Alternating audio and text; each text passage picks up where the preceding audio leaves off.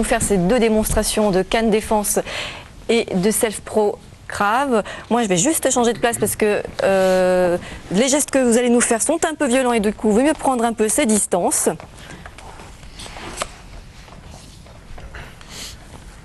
Donc le self-pro grave, comme on vient de le dire, réagit sur des points clés, c'est-à-dire qu'on a l'instinct de survie en premier point clé.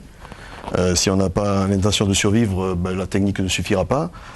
Il est sûr également qu'on développe tout à base de réflexes. On a tous un réflexe inné, sauf que ce réflexe inné, comme on met, par exemple, si on met le doigt sur le feu, on le retire immédiatement, sans réfléchir. Donc c'est cette base-là, sauf que ce réflexe-là va être conditionné. Comme par exemple, on va partir sur une saisie, bon, on va partir sur des agressions, j'allais dire, somme toute banales.